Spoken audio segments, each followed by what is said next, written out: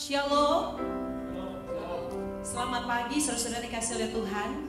Kita bersyukur pada pagi hari ini kita boleh datang kepada Tuhan untuk memuji, memuliakan Dia, menyenangkan hatinya. Dalam Matius 22 ayat 37 berkata, Yesus berkata bahwa kasihilah Tuhan Allahmu dengan segenap hatimu, dengan segenap jiwamu, dan dengan segenap akal budimu. Saudara, Yesus mau kita mengasihi Dia dengan sungguh-sungguh karena Dia sudah terlebih dahulu mengasihi kita. Kita akan sembah Dia, muliakan Dia. Yesus, ku cinta Kau. Haleluya.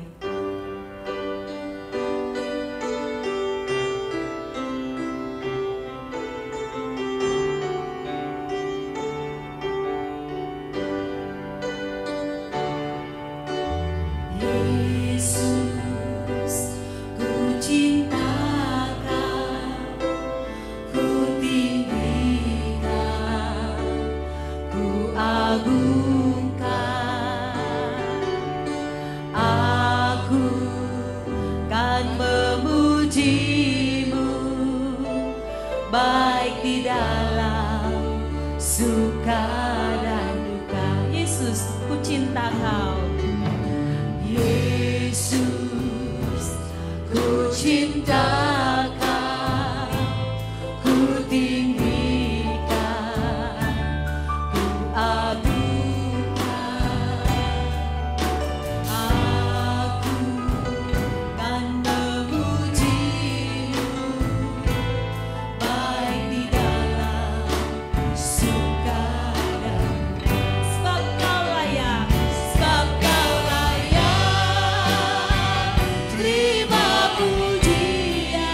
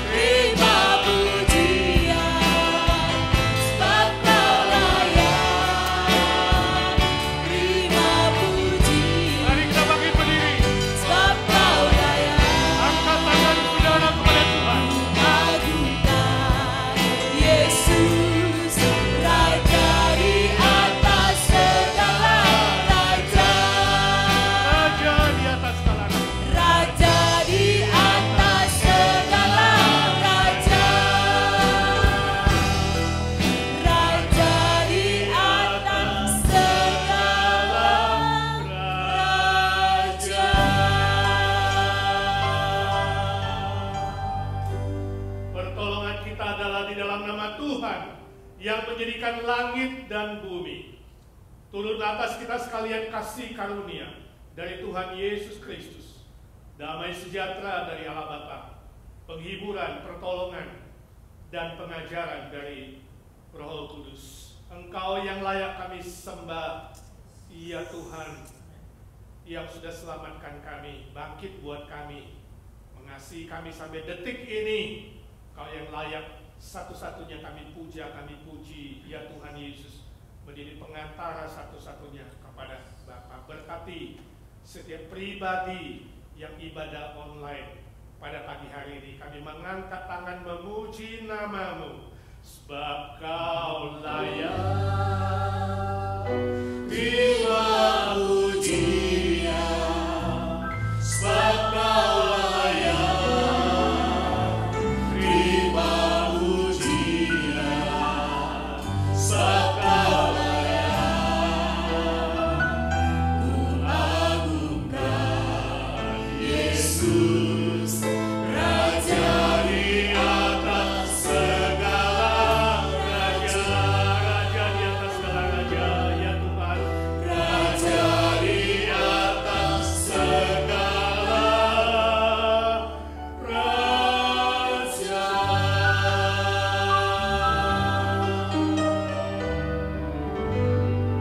Amin. Silakan duduk saudara sekalian. Ayat pembimbing diambil dari Injil Yohanes pasal yang ketiga ayat ke-16. Demikian firman Tuhan. Karena begitu besar kasih Allah akan dunia ini, sehingga Ia telah mengaruniakan anaknya yang tunggal, supaya setiap orang yang percaya kepadanya tidak binasa, melainkan beroleh hidup yang kekal. Amin. Mari kita berdoa syafaat di hadapan Tuhan. Bapa di sorga, kami mengucap syukur dan terima kasih. Pagi hari ini kami boleh datang ke hadirat-Mu, memuji, menyembah, dan meninggikan nama-Mu. Tuhan Yesus, kami bersyukur Kau mau datang ke dunia ini, mati dan bangkit buat kami. Kami bersyukur untuk pengampunan dosa yang Kau berikan. Saat ini kami mengakui segala dosa dan kesalahan kami, baik itu yang ada di pikiran, di dalam hati, di dalam tutur kata, penglihatan, pendengaran, dan semua tingkah laku kami. Kalau ada yang tidak berkenan kepada-Mu, ya Tuhan, ampuni kami dan sucikan kami. Ya Roh Kudus, Kau yang mengajar kami, mengingatkan kami, memimpin kami, agar kami senantiasa berjalan sesuai dengan kebenaran firman Tuhan. Saat ini kami secara khusus mau berdoa syafaat untuk saudara-saudara kami yang lemah tubuhnya dan yang sakit. Kami serahkan Pak Agung di dalam tangan-Mu, ya Tuhan. Dia diopname di rumah sakit, belum ketemu sakit apa, mungkin batu ginjal. Kami berdoa dalam nama Tuhan Yesus, Tuhan tumpangkan tangan-Mu, Tuhan jamah dia. Kami berdoa di sini, Roh Kudus-Mu bekerja di sana, pulihkan dia secara sempurna, ya Tuhan, supaya dengan bakti mereka boleh terus mengikut Tuhan, melayani Tuhan. Terima kasih Tuhan. Kami doakan Papa Shirley Tiong dan Mama Shirley Tiong di Malaysia, ya Tuhan. Ya, kami doakan untuk operasi lutut yang baru selesai untuk mamanya, dan juga operasi tulang rusuk untuk bapaknya. Ya Tuhan, Engkau yang menjamah dan memulihkan. Kami minta dalam nama Tuhan Yesus, tumpangkan tangan-Mu, pulihkan secara sempurna, biar lewat pengalaman ini iman mereka yang sangat muda itu boleh bertumbuh di dalam Tuhan. Kami doakan Emi, ya Tuhan. Tuhan tolong dia yang barusan perdarahan. Kami minta dalam nama Tuhan Yesus, pulihkan secara sempurna, berkati bayinya agar tetap sehat, tidak mengganggu, tidak kontraksi lagi, dan tepat pada waktunya dia boleh melahirkan dengan sehat tanpa kekurangan sesuatu. Tuhan, Kau yang memberi bayi ini, Tuhan menjaga janinnya secara sempurna. Saat ini ya Tuhan, kami ingin berdoa untuk keluarga abangnya Bu Nina di Jakarta yang dipanggil oleh Tuhan kembali ke rumah Bapa. Kami doakan untuk istri, anak, dan seluruh keluarga, termasuk keluarga Bu Nina di sini ya Tuhan. Hiburkan dengan penghiburan sempurna dari Roh Kudus. Tuhan, kuatkan, biarlah dengan kepulangan sang abang, seluruh keluarga tetap tabah, kuat, dan tetap setia mengikut Tuhan dan melayani Tuhan. Kami datang mengingat saudara-saudara lain yang tidak kami sebut satu persatu, Ya Tuhan, yang lemah tubuh Engkau sembuhkan dan pulihkan. Yang sedih Tuhan hiburkan. Yang lemah Tuhan kuatkan. Yang hampir terjatuh Tuhan angkat kembali. Dan kami berdoa untuk semua teman-teman kami yang setiap hari harus bekerja keluar rumah menghadapi virus COVID-19 yang belum pulih. Kami minta dalam nama Tuhan Yesus, lindungi mereka ya Tuhan satu persatu. Jauhkan dari mara bahaya, jauhkan dari semua virus. Dan Tuhan, jaga umat-Mu satu persatu ya Tuhan, agar menjadi kesaksian untuk kebesaran nama-Mu. Saudara-saudara lain yang bergumul dengan persoalan yang lain, Tuhan tahu, entahkah keluarga, entahkah usaha, entahkah pekerjaan, keuangan, kesehatan, sekolah, dan berbagai hal yang lain. Ya Tuhan, dengarkan doa anak-anak-Mu satu persatu ya Tuhan. Ketika kami diam-diam berdoa di hadapan Tuhan, Tuhan mendengarkan. Sebab Engkau Allah yang hidup, yang bangkit dari kematian, yang tidak berubah dari dulu, sekarang, dan selama-lamanya. Yesus, Yesus, dengar doaku. Janganlah Tuhan lalui, berilah berkat. Yesus, Tuhan Yesus, panggil namanya sambil berdoa. Ya Tuhan, hamba-Mu berdoa untuk anak-anak-Mu satu persatu. Ya Tuhan Yesus, dengarkan doa anak-anak-Mu ya Tuhan. Tuhan, lihat pergumulan anak-anak-Mu. Hamba-Mu minta dalam nama Tuhan Yesus yang bangkit itu, buka jalan yang baru. Berkati satu persatu Tuhan. Jangan Kau lalui berkat-Mu, jangan Kau lalui kuasa-Mu ya Tuhan. Berilah berkat-Mu. Berilah berkat-Mu ya Tuhan. Berilah berkat-Mu. Dalam nama Tuhan Yesus Kristus kami berdoa dan memohon berkat Tuhan. Amin. Yang percaya berkata amin. Puji Tuhan.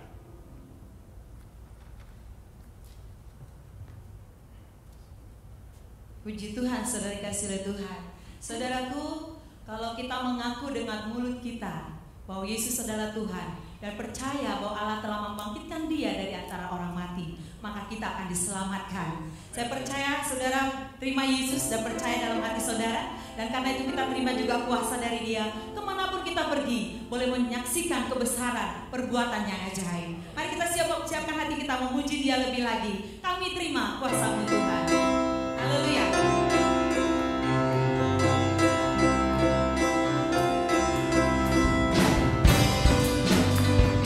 Mari bersukacita Bapak Ibu saudara yang kekasih, bertepuk tangan bagi Tuhan. Amin.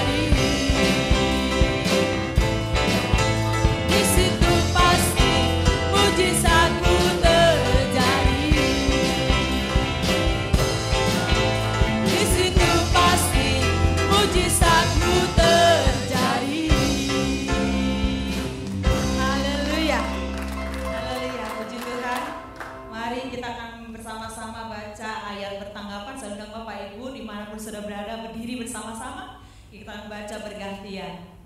Saya akan baca ayat 1 dan ayat 2, Bapak Ibu sekalian bersama-sama gantian kita. Karena kami tahu bahwa jika kemah tempat kediaman kita di bumi ini dibongkar, Allah telah menyediakan suatu tempat kediaman di surga bagi kita, suatu tempat kediaman yang kekal yang tidak dibuat oleh tangan manusia. Selama kita di dalam kemah ini, kita mengeluh karena kita rindu mendapat tempat kediaman surgawi di atas tempat kediaman kita yang sekarang ini. Sebab dengan demikian kita berpakaian dan tidak kedapatan telanjang. Sebab selama masih di dalam kemah ini, kita mengeluh oleh beratnya tekanan, karena kita mau mengenakan pakaian yang baru itu tanpa menanggalkan yang lama, supaya yang lama itu ditelan oleh diri. Tetapi Allah lah yang justru mempersiapkan kita untuk hal itu dan yang mengaruniakan Roh kepada kita sebagai jaminan segala sesuatu yang telah disediakan bagi kita. Maka oleh karena itu, hati kami senantiasa marah, meskipun kami sadar bahwa selama kami mendiami tubuh ini, kami masih jauh dari Tuhan. Sebab hidup kami ini adalah hidup karena percaya, bukan karena melihat. Tetapi hati kami lemah dan terlebih suka kami berlari dari tubuh ini untuk menetap pada Tuhan. Amin. Puji Tuhan, saudara-saudara Tuhan, luar biasa Allah kita, Dia yang sudah menyelamatkan kita, bahkan memberikan Roh-Nya kepada kita, saudara. Ada kuasa Allah, ada Roh Allah di dalam diri saudara dan saya. Karenanya kita bersuka cita pada pagi hari, kita memuliakan Dia, kita bertepuk tangan meninggikan Dia, berkuasa di bumi, di surga. Dia betapa hebat, betapa kuat, dahsyatnya Allah kita. Haleluya.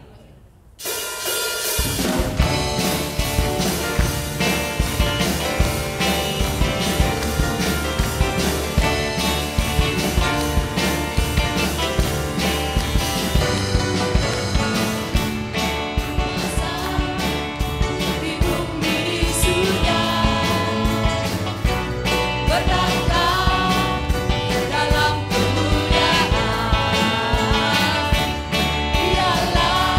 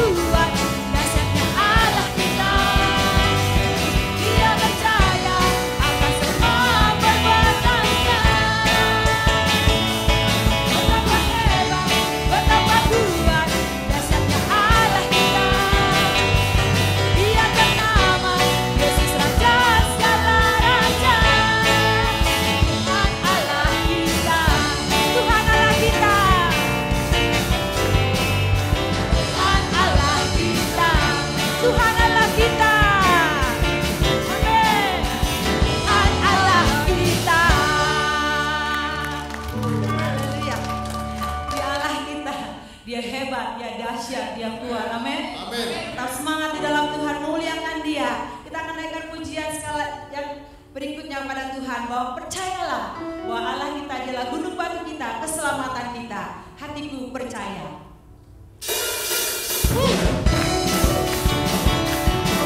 Bapak Ibu bertepuk tangan bersukacita. Haleluya.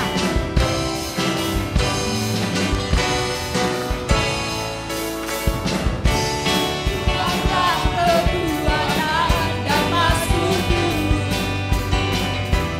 yang gunung batu dan keselamatanku. Hanya padamu hatiku percaya. Kaulah menara dan kota perlindungan. Mari bersyukur, engkau selalu bersyukur, engkau selalu bersyukur. Sebab cintamu padaku takkan pernah berubah. Hatiku percaya, walau bumi bergoncang, gunung-gunung beranjak, namun kasih setiamu tak pergi dariku. Haleluya. Tuhanlah kekuatan dan mazmur kita.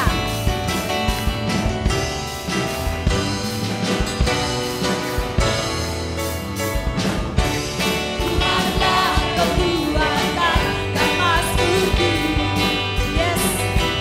Ya gunung batu dan keselamatanku. Hanya padamu hatiku percaya. Kaulah menara dan kota perlindungan. Mari bersyukur, engkau selalu bersyukur, engkau selalu bersyukur. Sebab cintamu padaku takkan pernah berubah. Hatiku percaya, walau bumi bergoncang, gunung-gunung beranjak, namun kasih setiamu tak pergi dariku. Engkau selalu mari bertepuk tangan di atas kepala saudara. Haleluya. Takkan pernah berubah.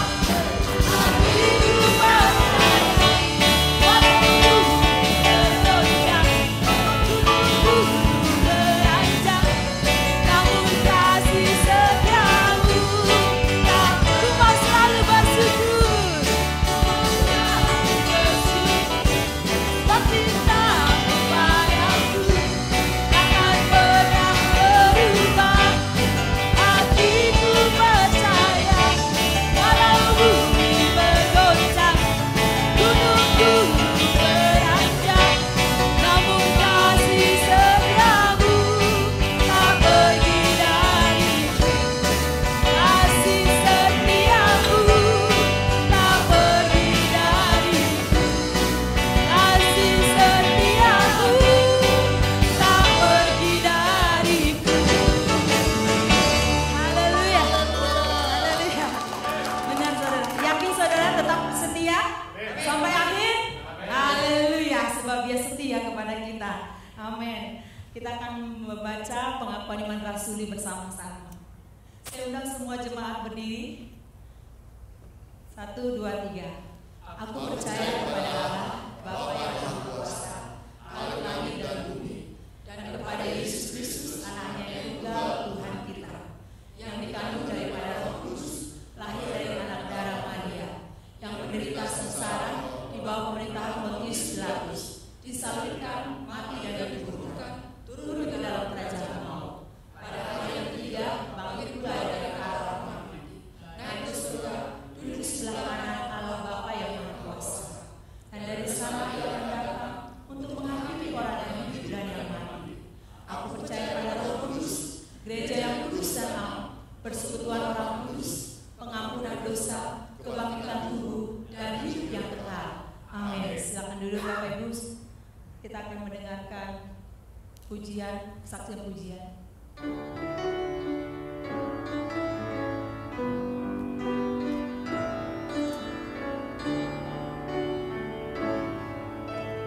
Apa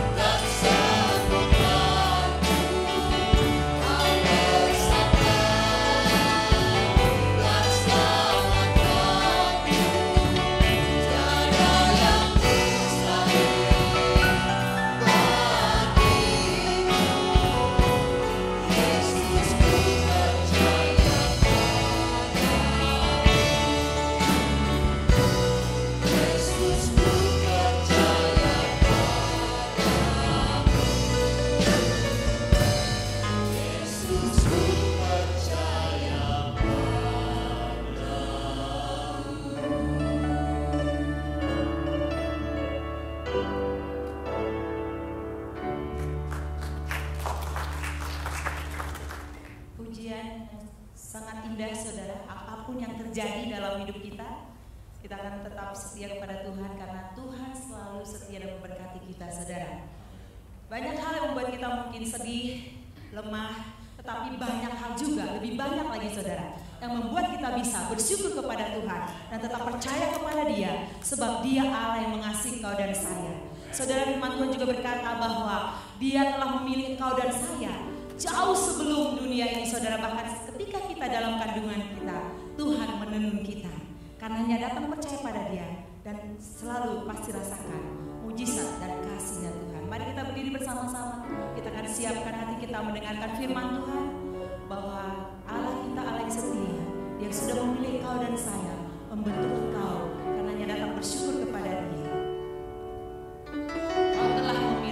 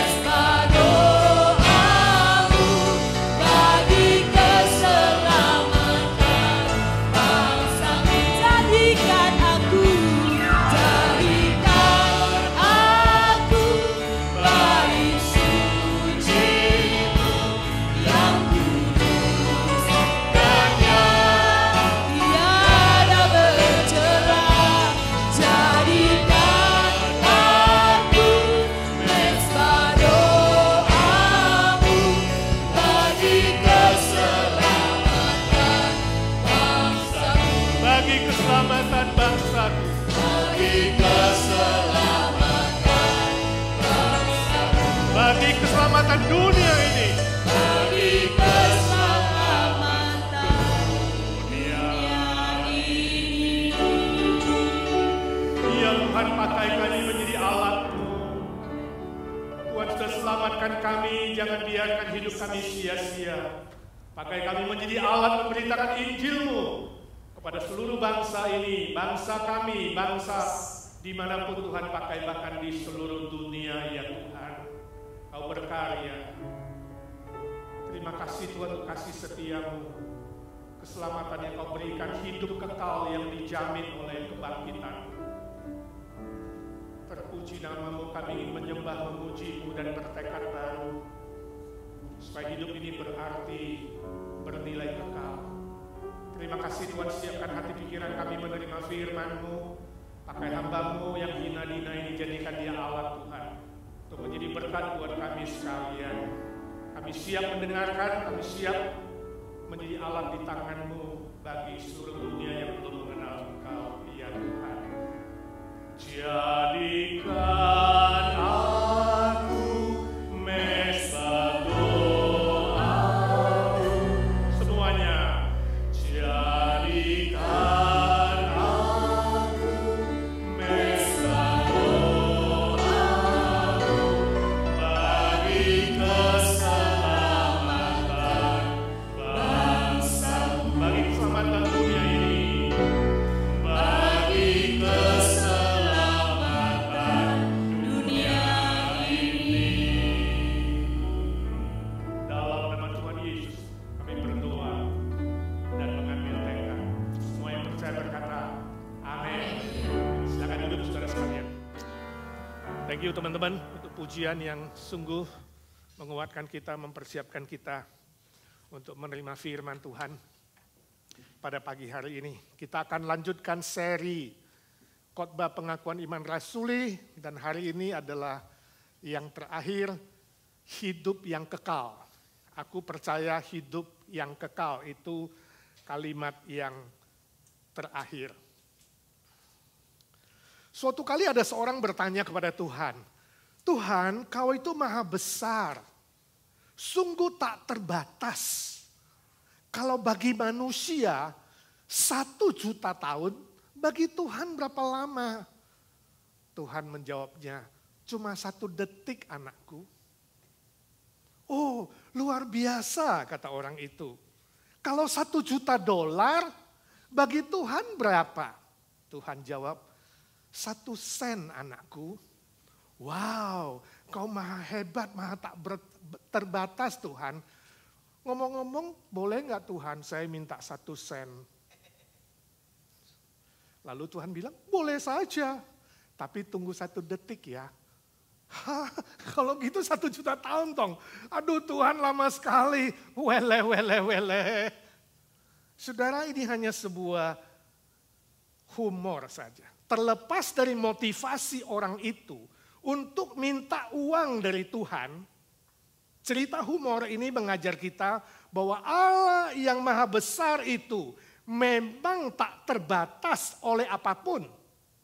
Allah yang maha besar itu tidak bisa dibatasi dengan waktu, ruang, hikmat, pikiran, dan apapun yang ada pada manusia. Pengalaman dan perasaan apapun tak bisa dibandingkan dengan kemahabesaran, kemaha tak terbatasnya Tuhan Allah, Sang Pencipta. Dia maha kekal, Dia tidak berawal dan tidak berakhir. Nah saudara, ketika setiap minggu dalam pengakuan iman rasuli, saudara berkata, aku percaya hidup yang kekal. Permisi tanya, apa yang muncul dalam pikiran saudara? Mendengar kata kekal atau berkata kekal, apa definisi, apa arti yang muncul di pikiranmu? Saudaraku, definisi kekal itu adalah sebuah dimensi yang tanpa dibatasi oleh waktu dan ruang dan apapun. Ini adalah dimensi ilahi yang bersifat spiritual. Bagi kita manusia yang masih hidup di dunia yang dibatasi oleh ruang dan waktu dan oleh banyak hal yang terbatas, sangat sulit mengerti definisi kekekalan atau kekal yang sesungguhnya. Otak kita yang terbatas tidak mampu mencerna apa makna dan arti kekal itu. Sebab itu hari ini kita hanya bisa memakai contoh yang ada di dunia ini untuk mengerti dan membandingkan arti kekekalan itu walaupun tidak sempurna. Misalnya Rasul Petrus menuliskan bahwa 1 hari bagi kita sama dengan 1000 tahun bagi Tuhan. Jadi dia kasih perbandingan 1 dan 1000. Bukan berarti perbandingan manusia dan Tuhan itu 1000. Kata 1000 di situ terdiri dari 3, 10. 10 kali 10 kali 10. 3 kali sempurna pun. Itulah angka Allah walaupun dalam otak kita masih terbatas. 1 dan 1000. Dosen saya pernah memberikan definisi begini. Gambaran kekekalan itu adalah saudara coba membayangkan 1 ekor burung yang kecil membawa sebutir pasir dari tepi pantai menuju gunung. Lalu balik lagi, ambil lagi sebutir menuju gunung. Sampai seluruh pasir di tepi pantai itu selesai. Nah kira-kira berapa lama? Coba bayangin. 1 persatu pasir itu dibawa sampai ke puncak gunung, dia balik lagi. Saudara bilang, wow Pak, tak terhitung Pak. Tak terhitung berapa zillion lamanya. Kalaupun saudara bisa menghitung secara matematis, ingat saudara, kekekalan melebihi itu. Itulah definisi kekal yang bisa kita mengerti dengan otak kita yang terbatas. Lalu saudara bilang, Bapak ini bikin bingung aja.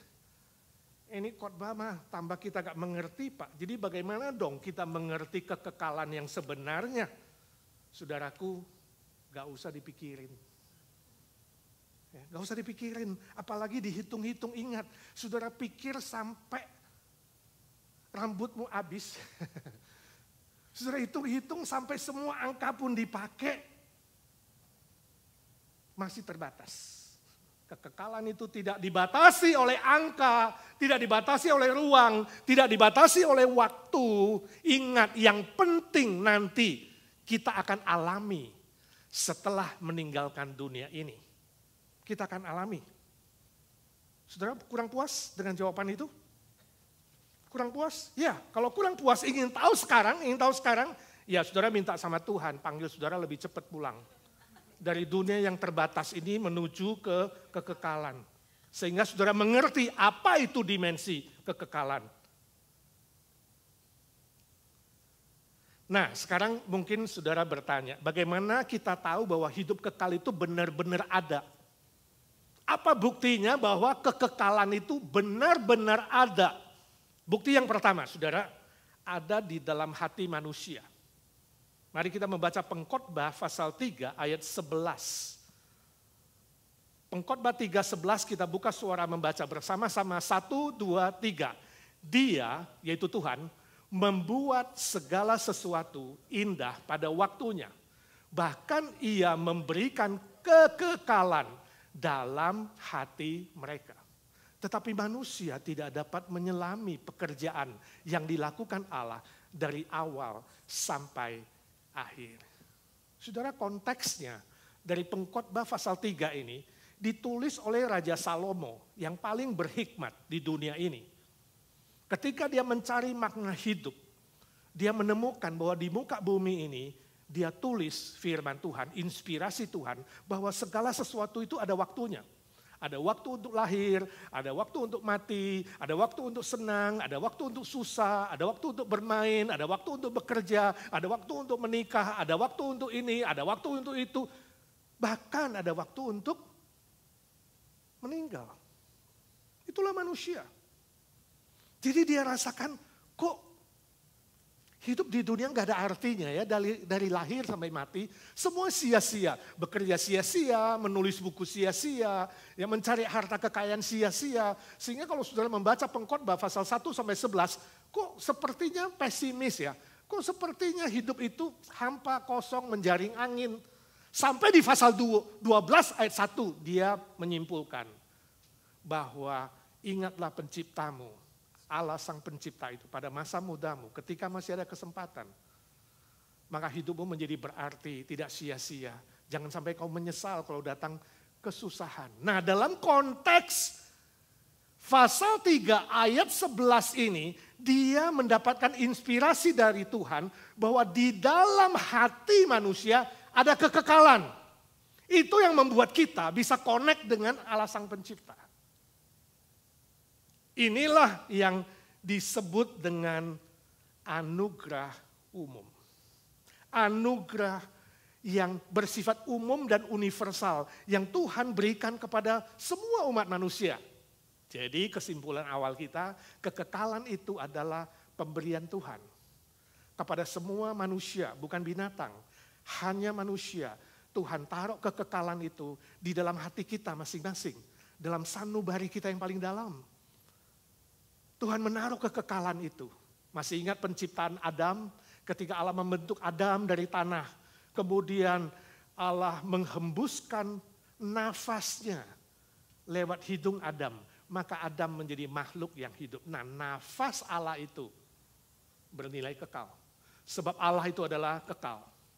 Maha kekal. Nafas Allah yang masuk ke dalam hidung Adam membuat Adam menjadi makhluk yang hidup. Dan di dalam hati manusia, jiwa manusia yang terdalam, pikiran manusia yang terdalam, ada kekekalan. Inilah yang disebut dengan gambar dan rupa Allah.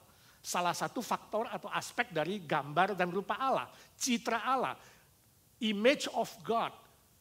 Ya, selain ada rasio, selain ada perasaan, selain ada nilai moral, ya, nilai agama, juga salah satu aspek dari gambar dan rupa Allah atau citra Allah itu adalah nilai kekekalan.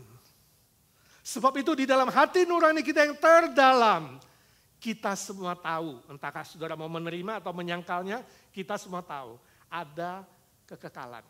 Betul? Masih gak yakin? Nah, buktinya apa? Ada kekekalan. Kalau saudara manusia yang normal ya, pasti gak pengen mati. Pengennya hidup terus. Pengennya gak mati-mati. Misalnya saudara sakit, saudara akan usaha supaya saudara bisa sehat lagi. Kalau bisa gak mati. Ya. Kerja keras, banting tulang, tarik urat, cari duit sudah banyak. Kalau sakit keras, saudara rela membayar berapapun permintaan dokter. Yang penting bisa hidup. Nah, ini membuktikan apa? Di dalam saudara ada nilai hidup, ada kekekalan. Saudara pengen hidup terus. Ya. Walaupun tidak mungkin, karena manusia bisa mati. Contoh lain, kalau saudara beli barang nih. Saudara pengen kalau barang itu awet. Nah, betul nggak? Saudara nggak pikir gini, aduh aku beli barang ini, mudah-mudahan 2 hari lagi rusak. Nah, itu namanya dablek. Karena di dalam diri kita ada nilai kekekalan. Ya, walaupun saudara beli yang murah MIC, tahu nggak? Yang nggak tahan lama MIC, tahu MIC? Made in China. Saudara pengen itu tahan lama nggak rusak-rusak, padahal saudara belinya 99 sen. Ada dalam hati saudara pengen supaya barang itu nggak rusak. Contoh lain, misalnya agama tradisi Konghucu dan Buddha mengajarkan kita untuk sembahyang kepada orang tua atau leluhur. Kenapa orang tua yang sudah meninggal perlu disembayangin? Karena kita punya sebuah konsep, mereka masih hidup.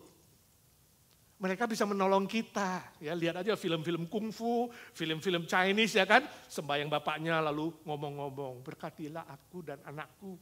Atau aku akan pergi balas dendam, lindungilah aku. Mereka yakin leluhurnya masih hidup. Nggak mati-mati, ya kan? Ada konsep kekekalan dalam hati. Secara sadar atau tidak. Contoh lain, Siddhartha Gautama mengajarkan ya bahwa untuk mencapai pencerahan atau enlightenment, kita perlu meditasi, kita perlu bertapa, kita perlu menyendiri. Ya. Ini membuktikan apa? Enlightenment itu bagi dia adalah kekekalan. Sehingga manusia kemudian tidak perlu lagi reinkarnasi ke bumi ini, yang sementara yang banyak penderitaan.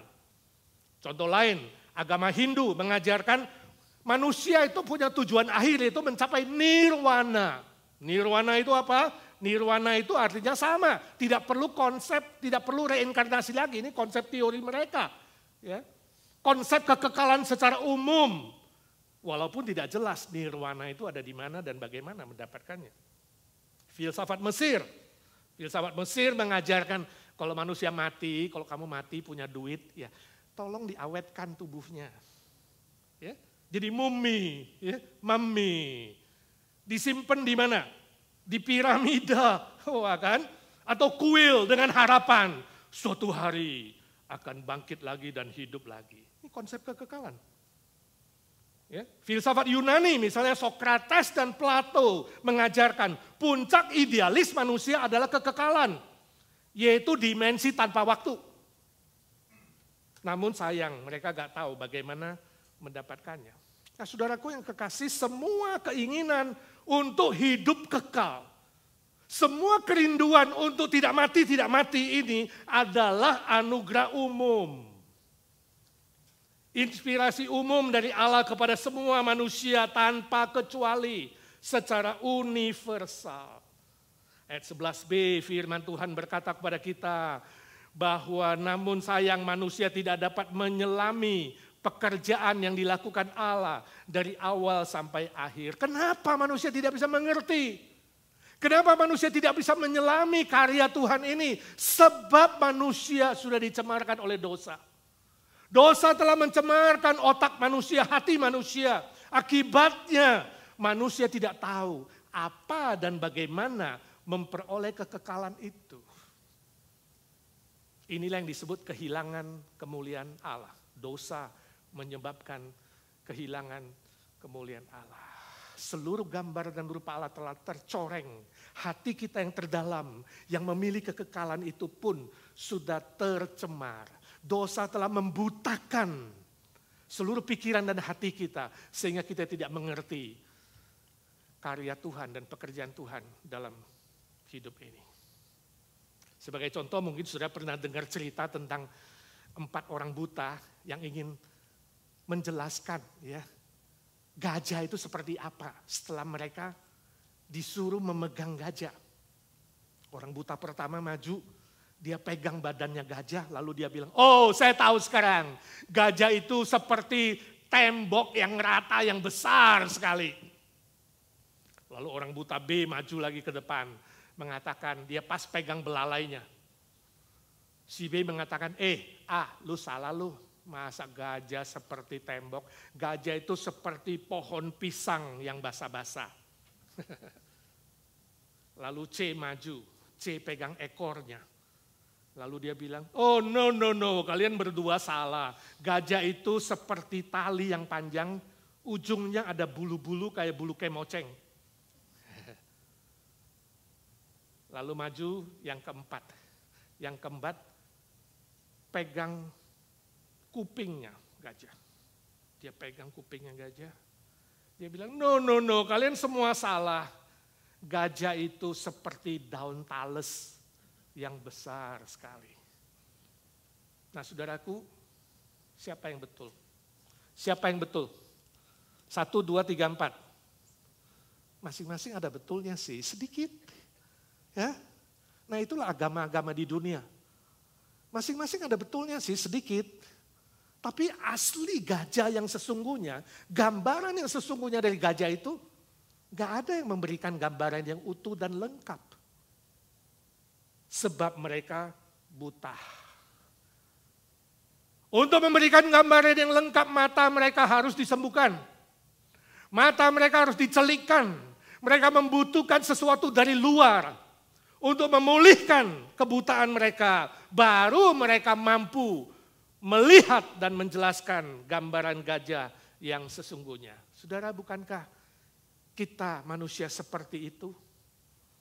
Hidup kita, pikiran kita, hati kita telah tercemar oleh dosa, dibutakan oleh dosa, sehingga kita tidak mungkin bisa mengenal Allah yang sejati. Kita tidak mungkin bisa mengenal apa dan bagaimana mendapatkan kekekalan yang sejati tanpa usaha dari luar. Untuk mendapatkannya kita butuh ada yang dari luar intervensi. Ya. Intervensi dari luar. Ini penting sekali. Tanpa intervensi, manusia hanya memiliki wahyu atau inspirasi umum sifatnya.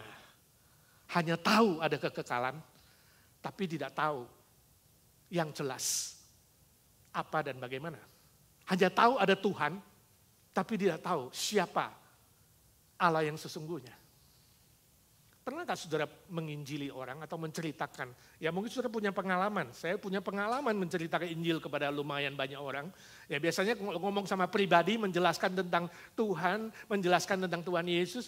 Mereka bilang, ya saya juga percaya Tuhan. Kalau kita tanya, iya percaya Tuhan? Ya saya percaya Tuhan. Tuhan yang mana? Ya pokoknya ya Tuhan Sang Penciptalah. Yang pencipta alam semesta itu aku percaya. Ya, tapi yang mana? Siapa namanya? Ya gak jelaskan Tuhan itu roh. Jadi kita gak tahu yang mana. Yang penting ada Tuhan. Nah ini namanya wahyu umum, abstrak. Ya. Ini yang namanya anugerah umum. Tahu ada kekekalan, tahu ada Allah, tapi tidak tahu yang jelas yang mana. Ya, membutuhkan sesuatu yang dari luar.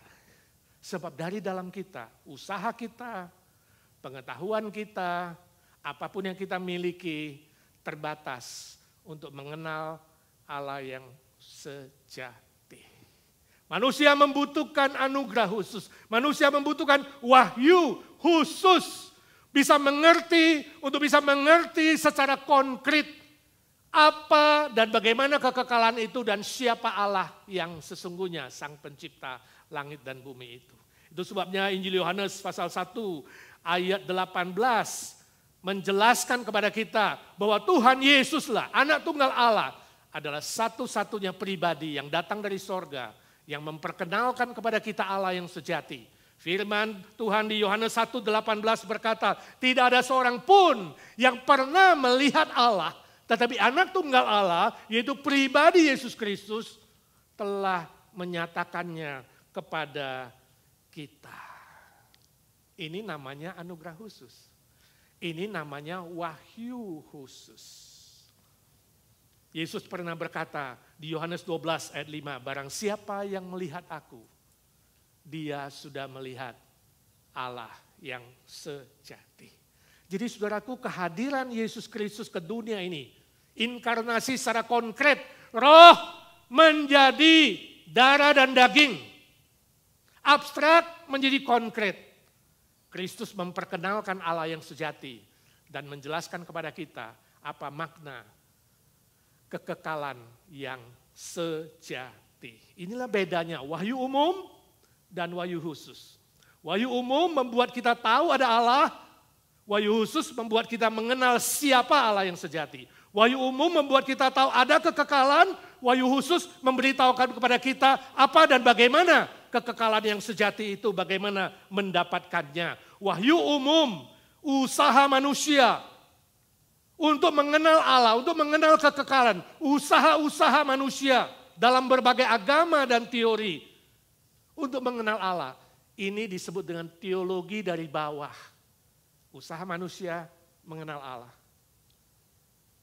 Wahyu khusus adalah Allah mencari manusia lewat Yesus Kristus. Inkarnasi, mati di atas kayu salib menggantikan dosa kita. Dan bangkit pada hari ketiga, memberikan jaminan hidup kekal. Itulah teologi dari atas. Teologi dari atas, satu-satunya jalan. Membuat kita bisa mengenal Allah yang sejati dan mengenal kekekalan yang sejati. Jadi kesimpulannya hanya melalui Yesus Kristuslah manusia bisa mendapatkan hidup kekal yang sebenarnya secara pasti. Nah ini bukti kedua. Kalau tadi bukti pertama adalah lewat hati kita, maka bukti yang kedua adalah melalui hidup dan kebangkitan Yesus Kristus. Mari kita membaca Injil Yohanes pasal 11 ayat 25 dan 26. Ya. Baca bersama-sama 1, 2, 3. Jawab Yesus, akulah kebangkitan dan hidup. Barang siapa percaya kepadaku, ia akan hidup walaupun ia sudah mati. Dan setiap orang yang hidup dan percaya kepadaku tidak akan mati selama-lamanya. Itu hidup kekal. Percayakah engkau akan hal ini? Nah saudaraku, konteks dari bagian ini adalah Lazarus yang dibangkitkan. Lazarus adalah temannya Yesus salah satu. Dia sakit dan kemudian orang melapor kepada Tuhan Yesus bahwa Lazarus sakit, kalau bisa datang secepatnya ya supaya dia bisa disembuhkan. Karena Yesus melakukan banyak kesembuhan, tapi sayang sekali Yesus terlambat 4 hari. Jadi Lazarus sudah mati, sudah dikuburkan. Ketika Yesus tiba, kemudian Marta, saudaranya Lazarus berkata, "Oh Tuhan, kenapa engkau datang terlambat? Kalau engkau datang lebih awal saja, mungkin sekali Lazarus tidak mati." Lalu Yesus menjawab Marta, "Akulah kebangkitan dan hidup. Barang siapa yang percaya kepadaku, dia akan hidup walaupun dia sudah mati. Dia tidak akan mati selama-lamanya, dia akan hidup kekal. Percayakah engkau akan hal ini?" Lalu Marta berkata, "Ya Tuhan, aku percaya." Kemudian Yesus membangkitkan Lazarus. Singkat cerita, Lazarus dibangkitkan kembali. Dia keluar dari kuburan. Saudara, tapi kebangkitan Lazarus ini berbeda. Lazarus bangkit dengan tubuh yang lama. Lazarus bangkit tapi dia mati lagi, dia bisa mati lagi.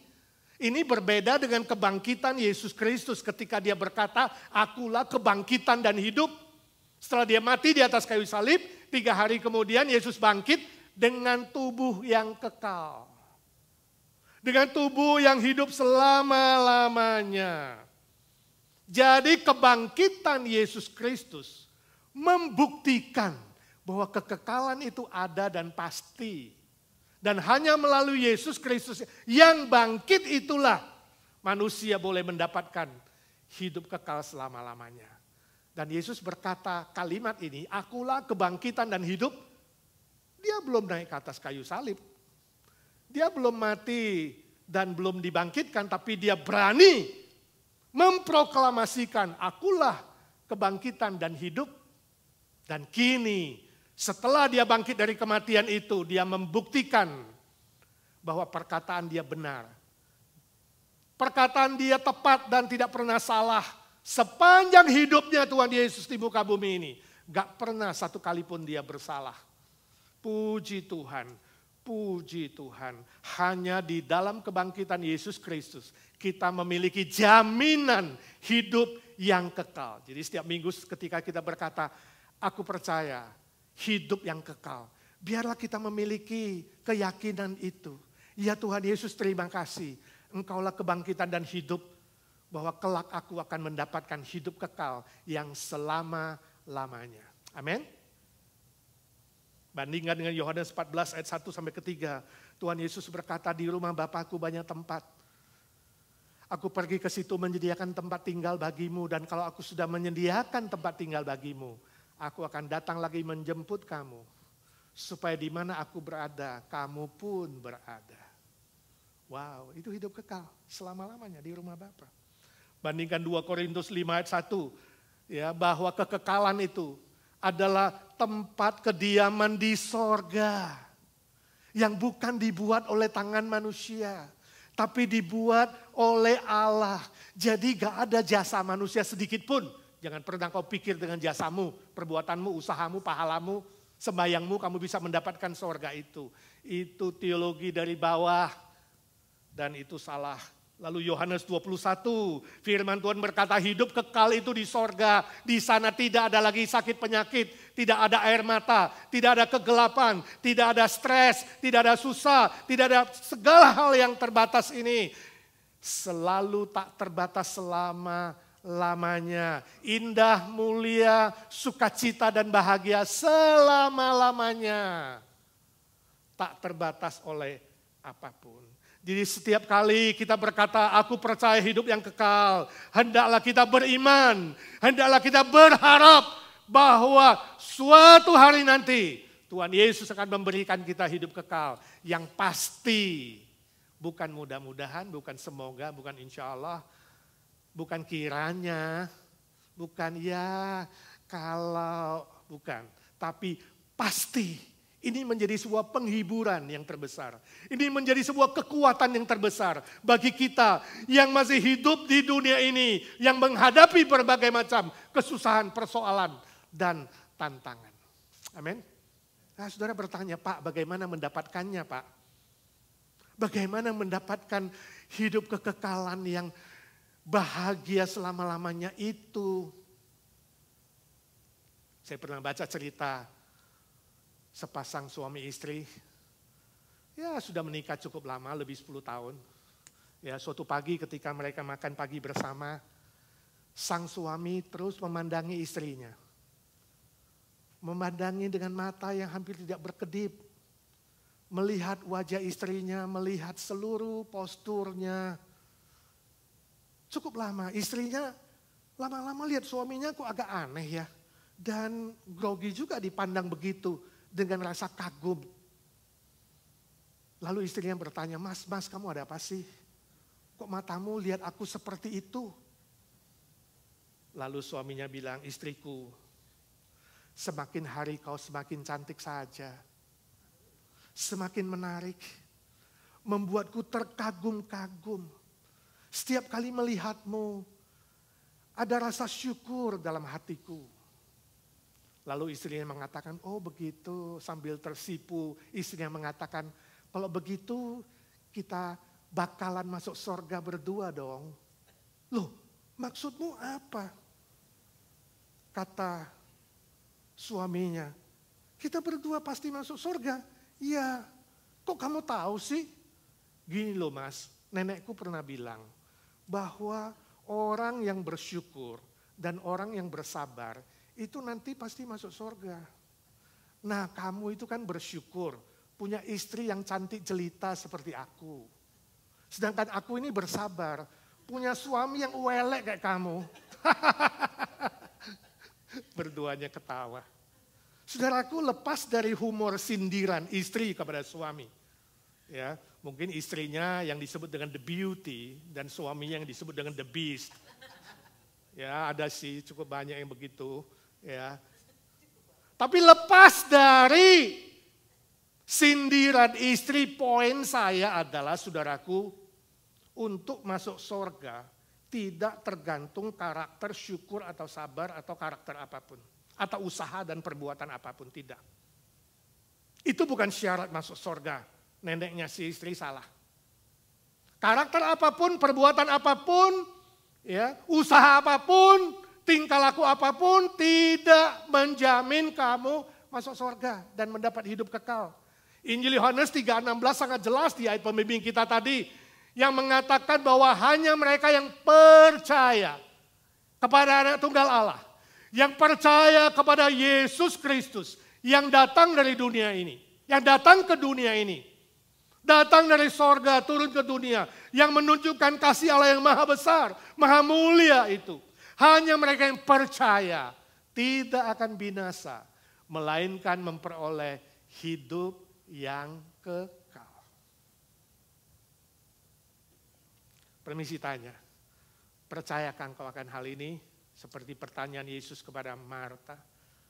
Seperti kata Yohanes 3:16, sudahkah engkau percaya kepada Yesus Kristus menjadi Tuhan dan Juru Selamatmu?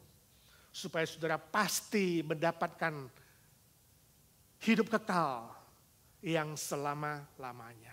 Ini adalah anugerah Allah yang paling adil kepada semua manusia. Saya sangat bersyukur Allah tidak menentukan syarat yang susah masuk surga. Kalau Tuhan menentukan syarat, oh mau masuk surga harus pintar sekolah, harus pintar cari duit, harus banyak usaha, berbuat baik, berbuat amal, kumpulkan pahala, ya harus bikin acara sembahyang begini, sembahyang begitu, upacara agama, ya peraturan A, peraturan B. Saudara, itu gak adil. Karena di dunia ini ada banyak manusia yang miskin, yang susah, yang menderita, yang cacat, yang tidak mungkin suruh dia cari duit yang banyak, beramal, berbuat ini, berbuat itu, berusaha A, B, C, dan D. Allah tidak adil kalau menentukan syarat yang macam-macam. Tuhan Allah hanya menentukan satu syarat, percaya kepada Yesus Kristus. Sebab semua manusia secara adil bisa memakai free will-nya, kehendak bebasnya, untuk percaya kepada Tuhan Yesus, Allah yang menjelma menjadi manusia, menjadi juru selamat manusia. Semua manusia memiliki bibit iman dalam hatinya. Sebuah titik iman yang kalau ditaburi oleh firman Tuhan, Bibit itu akan bertumbuh ketika memakai free will-nya untuk berkata, aku mau percaya. Maukah saudara percaya? Apakah saudara masih ragu? Apakah saudara masih tidak yakin bahwa Yesus Kristus adalah satu-satunya jalan dari sorga yang turun ke dunia ini yang mampu, sanggup, layak dan sah memberimu hidup kekal? Kalau engkau tidak bisa membuktikan bahwa kebangkitan Yesus adalah palsu, kalau engkau tidak bisa membuktikan bahwa sejarah kebangkitan Yesus itu adalah salah, saya minta dengan hati saya yang paling dalam dan rendah, terimalah dia menjadi Tuhan dan Juru Selamatmu hari ini juga. Hari ini juga, sebab engkau tidak tahu hari besok, engkau tidak tahu hari esok. Ya. Jangan menunda, saudara akan menyesal. Saya baca cerita tentang seorang bapak yang pergi memancing. Dan suatu kali dia pancing ikan, dia dapat seekor ikan silver trout. Ya, cukup besar. Ya. Rupanya ikan itu ikan ajaib. Ketika dia dapat ikan itu bicara. Pak, lepaskanlah aku. Aku ini titisan dewa. Kalau kau melepaskan aku akan memberikan kepadamu 3 permohonan yang dikabulkan. Bapak boleh minta apa saja, asal Bapak melepaskan saya. Wow, senang sih Bapak itu. Dia bilang sama ikan itu, bagaimana kalau 5?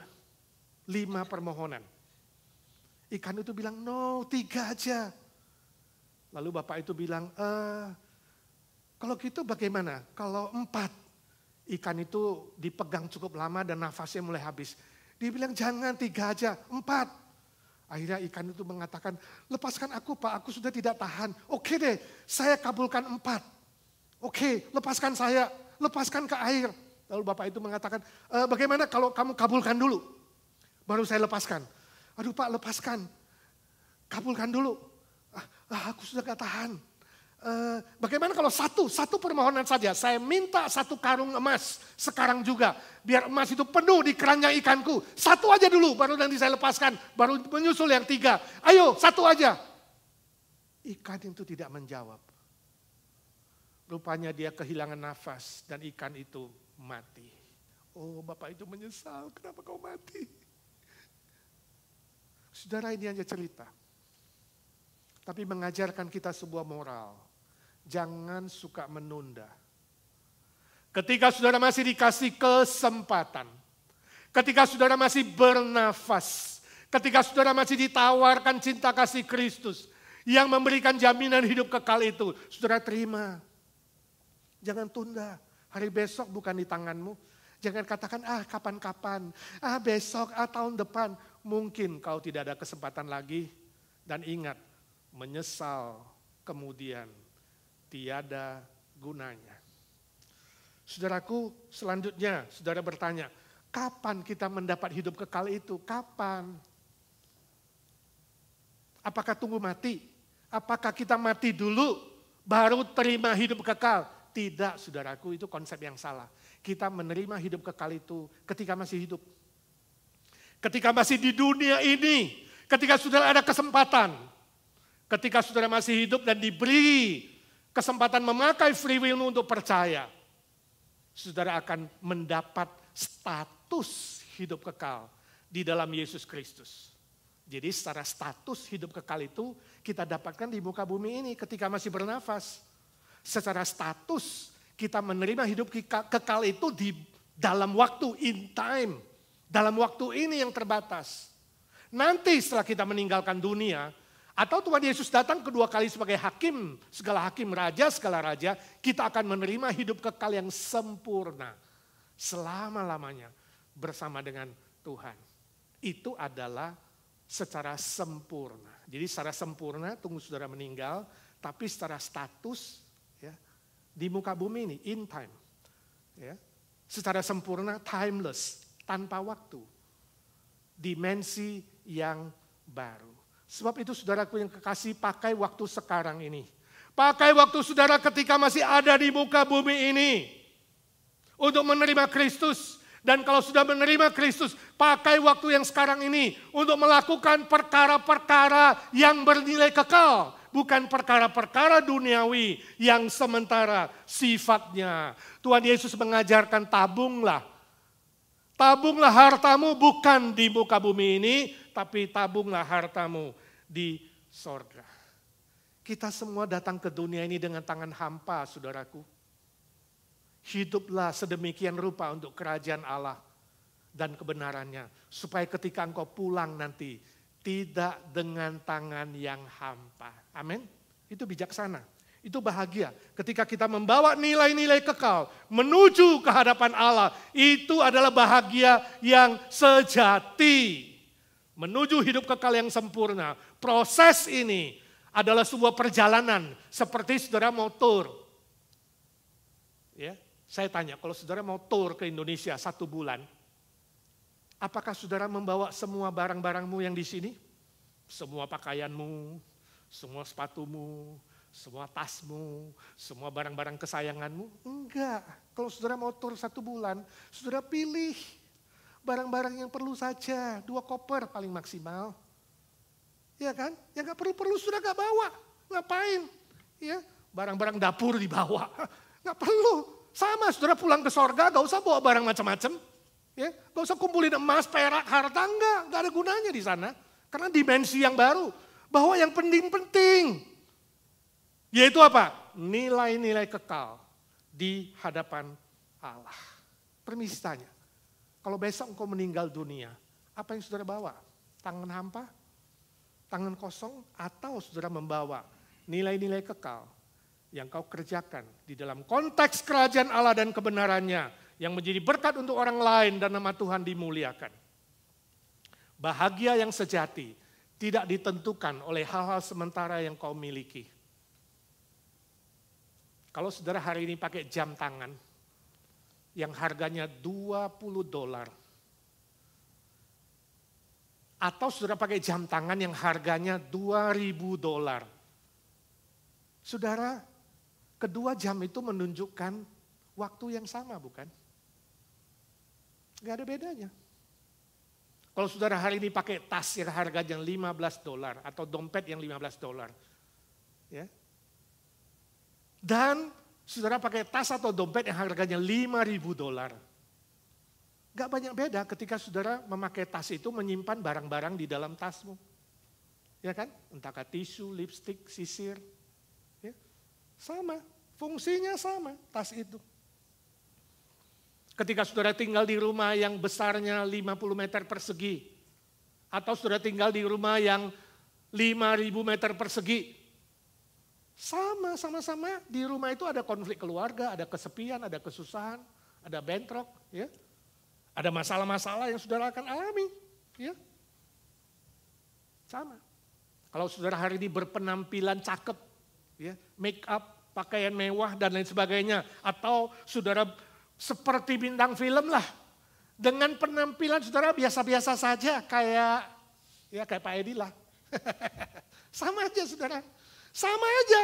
Tetap kita itu butuh sehari makan 3 kali, ya kan? Bisa lapar, bisa sakit, bisa stres, bisa susah, bisa mati. Saudara terbang dengan kelas ekonomi dibandingkan terbang dengan kelas bisnis. Sama-sama tiba di Jakarta. Dan kalau ada kecelakaan, mungkin sama-sama juga mati. Saudara nangkep gak makna ilustrasi ini? Kebahagiaan sejati tidak ditentukan oleh harta, benda, rumah, kekayaan, kemewahan. Dan apapun yang kau miliki dan apapun yang kau usahakan. Kebahagiaan sejati itu tergantung apakah engkau mendapatkan jaminan hidup kekal. Kepastian dosamu diampuni dan kepastian kamu menerima hidup kekal di dalam Tuhan Yesus Kristus. Itu yang menentukan kebahagiaan yang sejati. Itu sebabnya saudaraku, kumpulkan nilai-nilai kekal di hadapan Tuhan. Ketika tiba di hadapannya, Tuhan berkata, mari hambaku yang baik dan setia. Nikmatilah kebahagiaan Tuhanmu selama-lamanya. Hidup kekal yang abadi, bahagia, sukacita selama-lamanya. Amin. Siapkah saudara? Mari kita berdoa. Saya beri waktu saudara bertenang diri di hadapan Tuhan. Bila saudara belum percaya kepada Tuhan Yesus dan masih ragu, biarlah hari ini saudara mengambil keputusan dengan rendah hati, mengaku dengan mulutmu, percaya dengan hatimu. Tuhan Yesuslah satu-satunya juru selamat yang mati bagimu dan bangkit bagimu. Terima Dia, undang Dia, masuk dalam hatimu, masuk dalam seluruh aspek hidupmu. Bila saudara sudah percaya, ambil tekad yang baru, supaya hidupmu di muka bumi tidak sia-sia, tapi bernilai kekal. Sehingga suatu hari pulang ke rumah Bapa, tanganmu tidak hampa. Kau disebut hamba yang baik dan setia, masuk ke dalam kebahagiaan Tuhan Yesus Kristus, yang hidup selama-lamanya.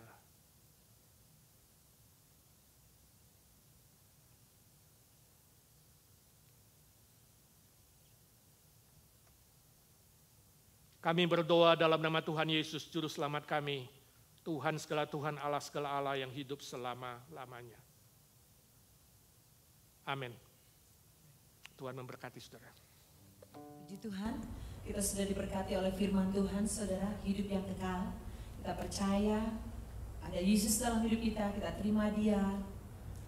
Wah, Dia memberikan kita hidup kekal dan kita satu kali kelak ada di rumah Tuhan. Kita akan naikkan pujian respon pada siang hari ini. Dalam rumah Bapakku banyak tempat.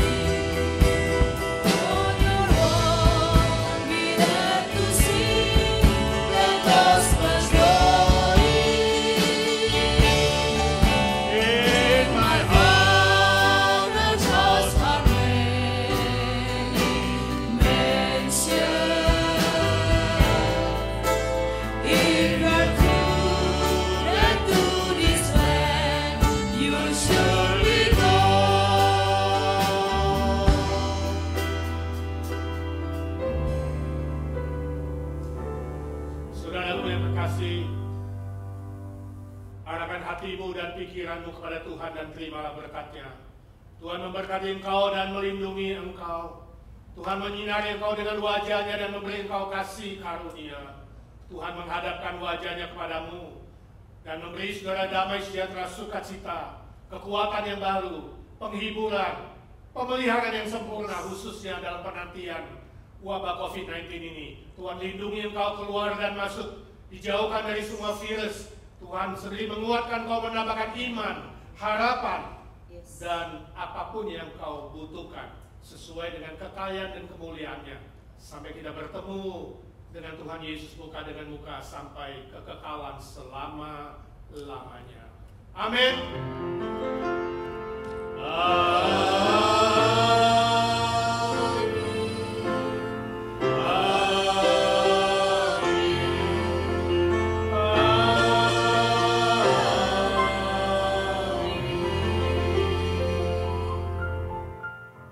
Silakan duduk saudara sekalian. Izinkan saya pakai 1 menit untuk warta jemaat. Saudaraku yang kekasih, ibadah minggu depan IGNC akan reopen. Jadi saudara siap-siap, saudara ibadah minggu depan jam 11 kita akan reopen.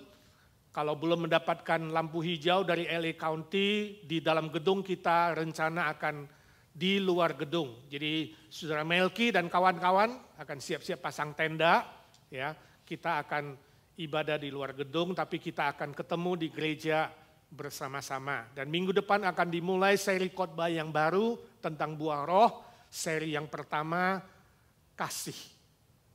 Jadi saudara berdoa untuk hal ini, ya.